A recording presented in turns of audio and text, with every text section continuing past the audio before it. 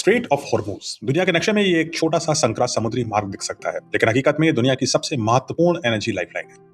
हर दिन यहाँ पर लगभग 20% दुनिया का तेल व्यापार होकर के गुजरता है और लगभग 15 million barrels of crude oil यानी 1.5 crore barrel of crude oil और लगभग 45 lakh barrels of refined fuel यहाँ से गुजरते हुए दुनिया के बाजारों तक पहुंचते हैं। रेफरेंस के लिए एक बैरल में 160 से ज्यादा लीटर तेल होता है। लेकिन अब इस समुद्री मार्ग को लेकर के एक नई चिंता सामने आई है। रिपोर्ट्स के मुताबिक ईरान स्ट्रेट ऑफ हॉर्मूज में नेवल माइंस को लगा रहा है, तैनात कर रहा है। कुछ अमेरिकी खुफिया रिपोर्टों का कहना है कि हाल ही के दिनों में सीमित संख्या में माइंस पहले ही पानी में डाले जा चुके हैं। हालांकि ये संख्या अभी कुछ दर्जनों में ही बताई जाती है, लेकिन ईरान के पास छोटी छोटी नेवल बोट्स, रबर बोट्स और माइन लेयर्स का एक बहुत ही बड़ा बेड़ा मौजूद है। माइन लेयर्स वो शिप होती हैं जिन्हें स्पेसिफिकली डिजाइन किया गया होता है माइंस को डिप्लॉय करने के लिए, जिससे वो सैकड़ों माइंस को एक दिन के अंदर तैनात कर सकती हैं। इस खतरे को देखते हुए यूएस फोर्सेस ने हाल ही में ईरानियन नेवल वेसल्स को टारगेट किया है, जिसमें 16 माइन लेयर बोट्स भी शामिल। लेकिन असली सवाल यह है, नेवल माइंस होती क्या है, ये चलती कैसे हैं, और ये इतना बड़ा संकट कैसे बन गई है। नेवल माइंस दरअसल पानी के अंदर रखे जाने वाले एक्सप्लोसिव वेपन्स होते हैं। इन्हें खास तौर से शिप्स और सबमरीन्स को नुकसान पहुंचाने या इवन डुबाने के लिए बनाया जाता है। अब इनका सबसे बड़ा फायदा यह है कि ये बहुत सस्ते होते हैं। एक बार अगर आपने डिप्लॉय कर दिया तो बस फॉरगेट इट, फिर तो अपना काम करती रहेगी। और इनका असर बेहद घातक होता है। कोई माइन यूजुअली इंटेलिजेंट नहीं होती हैं। जब उनसे कोई शिप या सबमरीन टकराती है या पास आती है तो ही वो एक्टिवेट होती है। कुछ सिंपल कॉन्टैक्ट माइंस की कीमत महज $150 यानी 15,000 रुपए हो सकती है, लेकिन ये बड़ी बड़ी शिप्स को बहुत ही भीषण डैमेज पहुंचाने के लिए कारगर है। एक नेवल माइन में लगभग 50 किलोग्राम से लेकर के 1000 किलोग्राम तक का एक्सप्लोसिव हो सकता है। जब ये पानी के नीचे एक्सप्लोड होती हैं तो दो चीजें हो सकती हैं। पहला, एक पावरफुल शॉकवेव पैदा हो सकता है जो जहाज का जो हल है यानी इसकी जो बॉडी है और जो सिस्टम्स है उसको ये शॉकवेव नुकसान पहुंचा सकता है। और दूसरा, एक गैस बबल बन सकता है जो जहाज के नीचे उठकर उसकी स्ट्रक्चर को मोड़ दे यानी डिफॉर्म कर दे जहाज को। और यही बबल का जो अटैक है, इसकी वजह से कभी कभी माइन ब्लास्ट जहाज को 2 टुकड़ों या ज्यादा में तोड़ भी सकता है, यानी बड़ा डेंजरस असर हो सकता है। अब यही कारण है कि नेवल माइंस को नेवी वॉरफेयर में काफी प्रभावी लेकिन कम खर्चीला हथियारों में से एक माना गया है। चलिए अब आगे बढ़ते हैं और समझते हैं नेवल माइंस के कितने प्रकार होते हैं। सबसे आम प्रकार की जो नेवल माइन होती है वो होती है कॉन्टैक्ट माइन। ये आमतौर पे समुद्र की तलहटी यानी जो उसका बेस होता है उससे बंधी होती है और पानी के जस्ट नीचे तैरती रहती है। जैसे ही कोई जहाज उससे टकराता है तो वो एक्सप्लोड हो जाती है। बड़ा सिंपल मैकेनिज्म है। दूसरी होती है ड्रिफ्टिंग माइन। ये पानी की सतह पर खुली रूप से तैरती रहती है और समुद्र की धाराओं के साथ बह भी सकती है। इससे इन्हें ट्रैक करना और न्यूट्रलाइज करना मुश्किल हो जाता है, क्योंकि ये जहां लगाई गई वहां से कहीं भी खो सकती है। और तीसरी बड़ी इंटरेस्टिंग माइन होती है लिम्पिट माइन।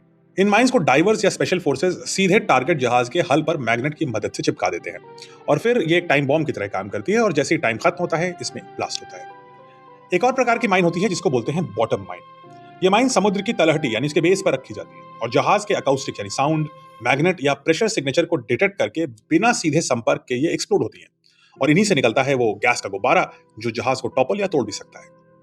ग्लोबल एस्टिमेट्स के अनुसार ईरान के पास लगभग 2 से 5,000 नेवल माइंस हो सकती हैं। इनमें से कुछ तो ईरान ने खुद बनाई हैं, जबकि कुछ रशिया और चाइना से उसने इंपोर्ट करी हैं। या तो डिजाइन इंपोर्ट किया और फिर उसको री इंजीनियर करके बना लिया, या फिर सीधी माइन ही इंपोर्ट कर ली। अब सवाल यह है कि इन माइंस को डिप्लॉय कैसे किया जाएगा, तो अब इसको समझते हैं। नेवल माइंस को पानी में डालने के कई तरीके होते हैं। उन्हें नेवल शिप्स, सबमरीन्स या एयरक्राफ्ट या छोटी तेज बोट्स से भी डिप्लॉय किया जा सकता है। ईरान की Islamic revolutionary guard core navy यानी IRGC नेवी ऐसी ही कई छोटी फास्ट बोट्स के बेड़े के लिए जानी जाती है। इसी वजह से एनालिस्ट्स ये मान रहे हैं कि ईरान के लिए स्ट्रेट ऑफ हॉर्मूज में माइनफील्ड बिछाना टेक्नोलॉजी के दायरे से मुश्किल बिल्कुल भी नहीं है। उसके पास माइंस भी हैं, बोट्स भी हैं और लोग भी हैं। और स्ट्रेट ऑफ हॉर्मूज की ज्योग्राफी इस खतरे को कहीं ज्यादा बढ़ा देती है। स्ट्रेट ऑफ हॉर्मूज के शिपिंग लेन काफी संकरे और उथले पानी वाले हैं। इनफैक्ट जो इसका सबसे पतला रास्ता है वो महज 22 किलोमीटर का है और उस रास्ते में भी जिस रास्ते में बड़ी शिप जा सकती है वो महज 3 किलोमीटर का है। इसका मतलब यह है कि कुछ ही माइंस पूरे के पूरे मैरीटाइम ट्रैफिक को बाधित कर सकती हैं, क्योंकि यहां पर है एक चोक होल्ड। क्योंकि अगर जहाज को यह शक भी हो जाए कि रास्ते में माइन हो सकती है तो कई शिपिंग कंपनीज उस रूट पर गुजरने से बचेगी, क्योंकि वो अपने सिविलियन मर्चेंट शिप्स को मिलिट्री खतरे में लाने के लिए तैयार नहीं होंगे। हालांकि ऐसा डोनाल्ड ट्रंप कह रहे हैं कि भाई हिम्मत करो और घुस जाओ स्ट्रेट ऑफ हॉर्मूज में, लेकिन उनकी बात कोई सुन नहीं रहा है। इतना ही नहीं, सिर्फ माइंस का खतरा भी ग्लोबल शिपिंग को प्रभावित कर सकता है। एक पुराने CIA रिपोर्ट के अनुसार ईरान अगर सीमित माइनिंग भी करता है तो उससे शिपिंग इंश्योरेंस कॉस्ट इतना तेजी से बढ़ेगा कि कई जहाज पर्शियन गल्फ में प्रवेश ही नहीं करेंगे। अब एक सवाल और भी है, डिफेंस के एंगल से अगर ये माइंस बिछ गई हैं तो इन्हें हटाया, इनसे बचा कैसे जाए। नेवीज ने इसके लिए दो तरह के काउंटर मेजर्स इस्तेमाल किए हैं, पैसिव और एक्टिव। पैसिव काउंटर मेजर्स जहाज की सिग्नेचर बदलने की कोशिश करते हैं। उदाहरण के लिए कुछ जहाजों को फाइबर ग्लास या वुड जैसे मटेरियल से बनाया जाता है ताकि उनका मैग्नेटिक सिग्नेचर कम से कम हो। एक और तरीका है जिसका नाम है डीगॉसिंग। इसमें जहाज के मैग्नेटिक फील्ड को ही बदल दिया जाता है ताकि मैग्नेटिक माइंस उसे डिटेक्ट ही ना करें। लेकिन यह तरीका बहुत बड़े और भारी ऑयल टैंकर्स वीएलसीसी यानी वेरी लार्ज क्रूड कैरियर्स पर संभव नहीं है। आप उसको लकड़ी का नहीं बना सकते, फाइबर का भी नहीं बना सकते। अब आते हैं दूसरे तरीके पर। दूसरा तरीका है एक्टिव काउंटर मेजर्स, और इसमें माइंस को ढूंढ ढूंढ करके डिस्ट्रॉय करने की कोशिश करी जाती है। इसके लिए स्पेशल शिप्स और हेलीकॉप्टर्स, जिन्हें माइन स्वीपर कहा जाता है, यानी माइन को हटाने वाला व्यक्ति, उनको पानी में ले जाकर माइंस को डिटेक्ट कराया जाता है और फिर उन माइंस को डिस्ट्रॉय किया जाता है ताकि जो रूट है वो क्लियर हो जाए। यही वजह है कि आज स्ट्रेट ऑफ हॉर्मूज में माइन वॉरफेयर की आशंका दुनिया भर की गवर्नमेंट्स और शिपिंग कंपनीज को चिंतित कर रही है, क्योंकि अगर इस संकरे समुद्री रास्ते में माइन फील्ड्स बिछ जाएं तो शिपिंग को रोकने के लिए पूरी नेवी ब्लॉकेड की भी जरूरत नहीं पड़ेगी।